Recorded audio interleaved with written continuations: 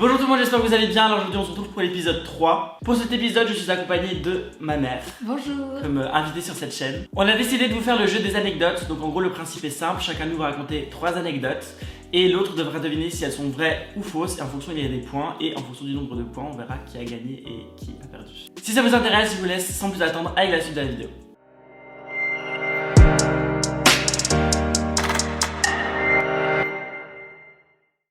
Bon maman, comme tu es l'invité sur cette chaîne, c'est toi qui vas commencer avec ta première anecdote. Donc déjà dis-nous quel est le titre. Le titre de ma première anecdote, ça va être mon chien, mon bulldog anglais Chester, s'est disputé avec le chien de Gérard Jugnot. Je raconte? Ok, vas-y, ça raconte. Alors, j'étais à Paris, c'était en période de Noël. Ok. Et je me promenais sur les Champs-Élysées et je me suis dit, je vais rentrer dans le magasin Dior.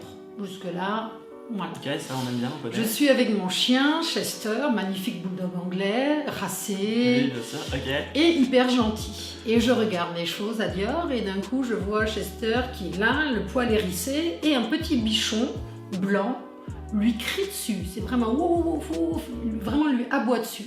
Ok. Le mien qui est plutôt gros, bulldog, tranquille, placide, le regarde comme ça. Et donc son chien aboie sur Chester. Puis il y a la dame qui tenait le chien, évidemment, qui se retourne, qui dit mais qu'est-ce qui se passe? Et puis la dame se retourne, une dame très belle, très gentille, on sourit, on échange quelques mots. C'était rigolo, nos deux chiens qui se disputent. Et c'était qui la dame?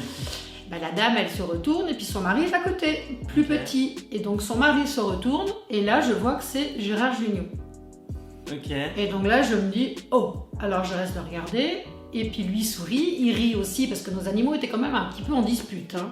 Et donc ils ont ri, on a ri ensemble. Après j'ai fait un petit tour de magasin et on est repassé, je vais aller voir les chaussures. Et on est repassé devant le rayon chaussures et une nouvelle fois, nos deux chiens se sont à nouveau disputés, mais cette fois-ci quand même beaucoup plus affirmés. Voilà, et donc on a à nouveau ri avec Gérard Jugnot. Et donc mon chien s'est disputé avec le chien de Gérard Jugnot. Vrai ou faux? Ok. C'était dans quel magasin Dior? Les magasins Dior, des des Champs-Élysées. Champs-Élysées. Je vois bien que tu essaies de me piéger. Ok. Ok. C'était quand? C'était en période de Noël 2019, 2019. l'année dernière. Ok, donc t'étais bel et bien à Paris à cette période-là. Mais j'étais là, non? Enfin, on était à Paris. T'étais à ensemble. Paris avec moi, pas toujours. Mais c'était pendant qu'on était ensemble Oui. à Paris, mais j'étais pas avec toi à ce moment-là, c'est ça? Voilà. En fait, je pense que tu me l'aurais déjà raconté si c'était vrai. Mais je sais pas, parce que d'un côté, peut-être que non. Ok, je vais dire que cette anecdote est vraie. Oui. Elle est vraie? C'est vrai. Mais ouais. Chester s'est disputé avec bébé bichon de Gérard Jugnot. C'est vrai. Waouh, T'as un ok. point. C'est drôle, c'est drôle. Ok, j'ai 3 anecdotes aussi, mais je vais commencer par celle qui concerne aussi le chien. Le titre c'est « J'ai perdu Chester pendant plus de 4 heures quand vous n'étiez pas là Non. ». Ok, maintenant je raconte. Et à toi de juger si c'est vrai ou faux. Ok, donc, c'était cet été, d'accord. Tu étais au travail, toi comme d'habitude, voilà, tu fais ta vie. Et papa était parti. Papa était pas là, il était parti, je sais pas, dans le centre, un truc comme ça. Et en réalité, j'ai dit 4 heures, mais c'était peut-être pas 4 heures quand même, mais c'était au moins 3 heures. Moi, j'étais descendu voir Chester, ce qui arrive pas très souvent, souvent je reste plus dans ma chambre, tu le sais. Mais voilà, j'étais descendu un peu, j'étais allé le voir, et puis il voulait, je pense, sortir. Et je me suis dit, bah tiens, je vais prendre l'air, je vais mettre mes écouteurs et je vais aller le promener. Juste petite correction, je pense que c'était pas exactement cet été, c'était juste avant l'été. C'était encore un peu genre, vers le confinement, après qu'au début, fin confinement, un truc comme ça, vers mai-juin. Et mais c'était déjà le début du beau temps, etc. C'est pour ça que je suis sorti. Et donc je sors avec Chester comme ça m'arrive de temps en temps de le sortir. Et tu connais Chester, il essaie de s'échapper. Oui. Dans le sens où il boude, il se braque comme ça. Et quand je le tire, malheureusement son harnais s'enlève. Parce que c'est en gros un harnais qu'il a autour du cou et ça fait comme ça. Et ça s'enlève. Alors généralement quand ça s'enlève, ce qu'on fait, c'est que, parce que c'est déjà arrivé plusieurs fois, toi aussi c'était déjà arrivé certainement, bah on prend vite le chien, on essaie de lui remettre et puis on continue la balade. Or là, le problème c'est que le chien il part super vite. En fait, dès que ça s'est enlevé, il a commencé à partir et dès que j'ai voulu le rattraper, il a vu que je courais après et donc il a couru encore plus loin. Jusque-là, c'est possible. Et donc, moi surtout, je cours après et tout, et puis il y a des voitures qui arrivent, etc. Donc j'essayais de faire quand même un signe pour qu'elle ralentisse parce qu'il était pas loin. Il était pas loin, il était vraiment genre 10 mètres, mais plus j'avançais vers lui, plus il courait. Donc j'essayais d'y aller doucement et surtout d'arrêter les voitures pour pas qu'il traverse. Et au final, bah, il est parti quand même. Donc j'ai essayé de quand même courir après. J'essayais de courir plus vite que lui, je me disais que c'était possible parce que c'est quand même un boudin d'anglais, donc il est un petit peu gros et je me suis dit bah il va parcourir aussi vite que moi, bah finalement si. Et en fait il est rentré chez des voisins, par le jardin, et donc j'ai été sonné, la dame est sortie, c'était une dame très sympa de nos voisines, et elle a été voir dans le jardin, elle dit qu'elle le voit pas, etc. Elle a un petit peu de panique, je me demande si je peux aller moi directement voir dans le jardin pour peut-être essayer de l'appeler. Et là je commence un petit peu à stresser parce que je me dis là je suis tout seul, papa n'est pas là, tu n'es pas là, et je me suis dit si je l'appelle au travail et que je lui dis que le chien est perdu, elle va déjà me tuer. Déjà elle va me tuer. Clairement. Et en plus elle va devoir quitter le travail comme ça, elle va arriver tout de suite, enfin voilà je la connais et je voulais pas la déranger, donc je voulais absolument retrouver ce chien le plus vite possible. Et au final j'ai appelé un ami à moi, Grégory, qui est venu très vite parce qu'il habite juste à côté aussi. Il est venu très vite, lui il est passé par l'autre côté, là où il y a le champ à côté de chez nous. Oui. Ok, il est passé de l'autre côté et en fait le chien était passé par le jardin vers les champs. Et du coup on l'a tout simplement chopé dans le champ avec les vaches. Et je l'ai jamais dit parce que je voulais pas me faire tuer. C'est clair. Parce que voilà, je voulais pas me faire tuer. On réglera ça après. Donc est-ce que cette anecdote est-elle vraie ou fausse? Alors déjà c'est sûr que Chester, dès qu'il peut s'échapper ou s'il peut partir, il va le faire. C'est pas volontaire, mais je pense que c'est une anecdote qui est vraie. Eh bien écoute-moi bien maman, cette anecdote, elle est fausse. C'est vrai. Elle est fausse. C'est quelque chose qui aurait pu arriver. Ah oui, clairement. C'est pas arrivé. Bon bah écoute, ça fait déjà 2 points pour moi. Hein. T'as intérêt à te rattraper. Ouh, ah bah oui, c'est vrai que du coup je perds le poids en plus. Ouais. Donc maman, quelle est ta deuxième anecdote? Ma deuxième anecdote, c'est quelque chose vraiment qui s'est passé dans ma vie qui m'a choquée. Donc j'étais à Moscou. Il y a quelques années, j'étais allée à Moscou pour un tournoi d'échecs, un championnat du monde, clairement. Et puis j'allais tous les jours à Moscou, sac à dos, et visiter toute la ville, faire des musées, etc. Okay. Et puis un jour, je me promène à Moscou et j'entends plein de bruit. Et donc je m'approche du lieu où j'entendais tellement de bruit. Et il y avait vraiment beaucoup de monde. Et des camions et des bus et de CRS, donc de policiers russes. Et c'était une manifestation anti-Poutine. Par curiosité, me suis approchée et il y avait beaucoup de gens qui passaient, des touristes ou autres, mais pas seulement des touristes, aussi des moscovites. Hein. Et les gens filmaient. Donc moi, et papa, il était où? Papa, il était lui en train d'entraîner son joueur pour le tournoi d'échecs. Donc il n'était pas du tout avec moi, j'étais toute seule. Et à un moment, comme tout le monde, je filme. J'ai été vraiment choquée de cette anecdote, hein, de ce qui s'est passé là. Donc j'ai filmé et je me suis mise sur un petit muret. Il y avait beaucoup de gens qui étaient sur un petit muret et je ne sais pas si je peux décrire ce que j'ai vu, mais il y avait des violences. En tout cas, il y avait des violences policières. Et donc, je filmais comme beaucoup de gens. Et d'un coup, il y a un policier qui arrive vers moi et qui me crie en russe « Tu téléphones, machin » et qui veut m'arracher mon téléphone. Je ne parle pas bien russe, donc je lui réponds en anglais que je suis française et que je filme simplement, mais que c'est pour moi, que c'est à usage privé. Et là, il me prend mon téléphone et il me dit en anglais, je le dis en français, mais il me dit si je jette votre téléphone si vous n'arrêtez pas de filmer. Et je dis bien sûr, j'arrête de filmer. Mais je garde mon téléphone en main. Et là, il y a un de ses collègues qui arrive, ils viennent, ils me prennent tous les deux, d'un côté comme ça, véridique, hein, ils me prennent chacun d'un côté, et ils m'emmènent au fourgon, et ils me demandent mes papiers. J'étais comme ça, j'avais super peur, j'essaie de téléphoner donc à mon mari, donc à papa, qui ne décroche pas parce qu'il était occupé, il était en plein tournoi d'échecs, donc son téléphone était souvent sur silence, etc. Et je suis vraiment en mode panique, parce que je suis quand même avec des policiers russes, je parle pas bien le russe, je sais que j'avais vu quand même qu'il y avait des violences policières et tout autour de moi, et je commence à paniquer, mais j'avais mes documents, j'avais tout dans mon sac à dos, j'avais tout mon portefeuille, donc je monte mes documents, je suis restée dans le fourgon à peu près 1 heure, 1 heure et demie, donc ils sont venus, ils ont contrôlé tous mes documents, ils sont partis avec mes documents, etc. Donc ils m'ont pas fait de mal, rien du tout, ils m'ont rendu mon téléphone, mais évidemment j'ai pas filmé, j'ai laissé le téléphone dans mon sac, etc. Et ils m'ont donné mes documents, et je suis partie, je suis arrivée à l'hôtel, mais alors dans un état incroyable, et puis voilà ma deuxième anecdote. Est-ce que c'est vrai ou est-ce que c'est faux? Ok, alors je sais que c'est vrai que tu as été à Moscou il y a quelques années. Par contre, ce qui m'angoisse, c'est le fait que tu aies dit que tu es resté 1 heure et demie dans le fourgon. Ça me paraît très long pour quelqu'un qui a arrêté pour une manifestation.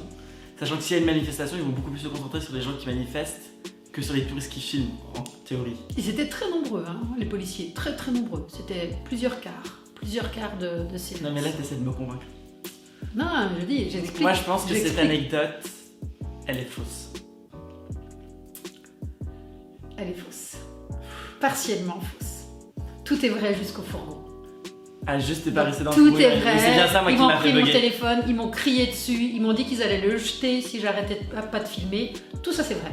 mais ils m'ont pas emmené au fourgon. J'ai arrêté de filmer et je suis partie. Et c'est vrai que je suis partie terrorisée, vraiment choquée, mais ils m'ont pas mis dans le fourgon. C'est la seule chose qui est fausse. Donc l'anecdote est fausse. C'est pas allé si loin, effectivement. Ok, bah, j'ai 3 points là, faut que tu te rattrapes. Hein. Ok, donc maman, voici ma deuxième anecdote. Le titre c'est « J'ai rencontré le cast de Riverdale en boîte ». Ok, les acteurs de Riverdale. Donc, je contextualise. Donc, j'étais à Paris, comme je vais souvent à Paris ces derniers temps, tu le sais, depuis quelques années. Et un ami à moi me propose d'aller avec ses amis en boîte. Et bon, je suis jamais le dernier, donc j'accepte. Je me dis chaud, je vais aller en boîte, je vais m'amuser, etc. Ok.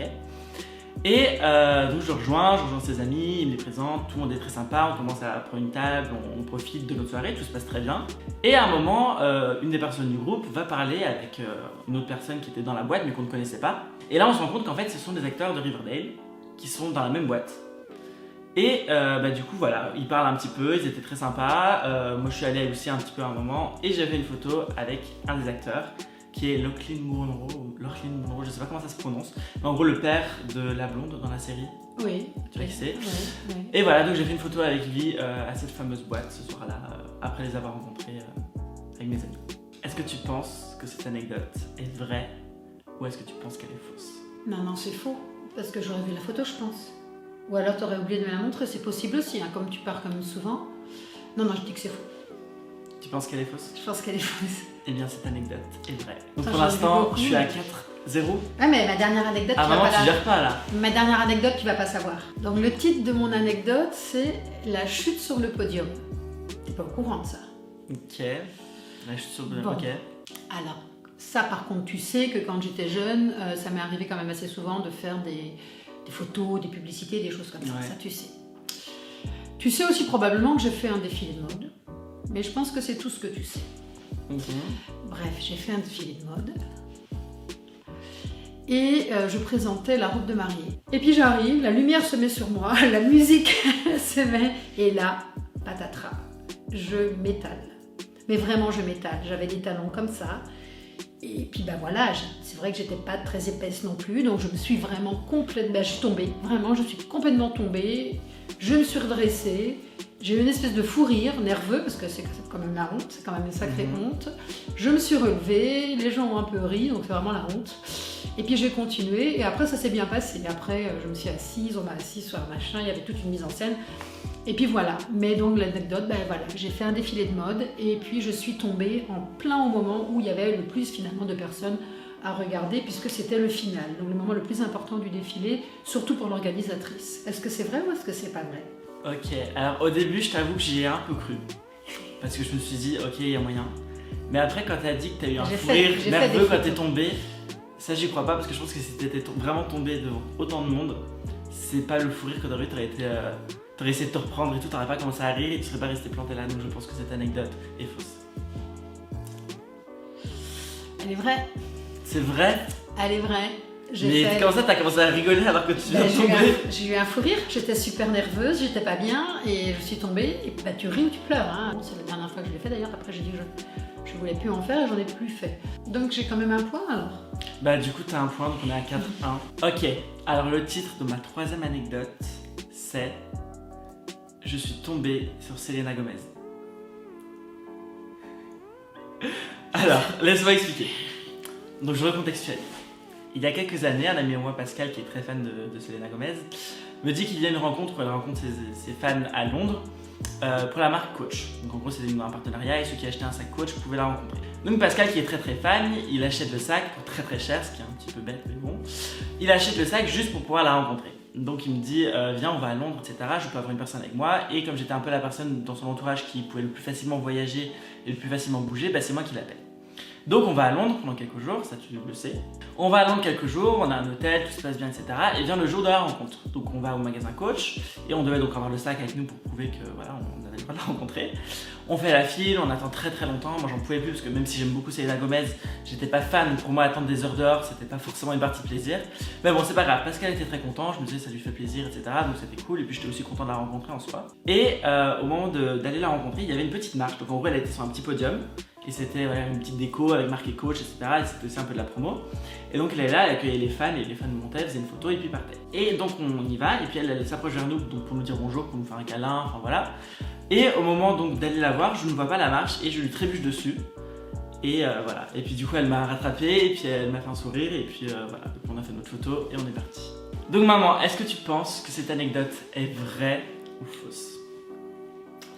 C'est dur de dire parce que je sais qu'effectivement, Pascal est fan de Selena Gomez, ça c'est vrai. Il t'a demandé d'aller à Londres parce qu'elle passait, c'est vrai. Il a acheté un sac pour pouvoir assister à la soirée privée avec elle, ça c'est vrai.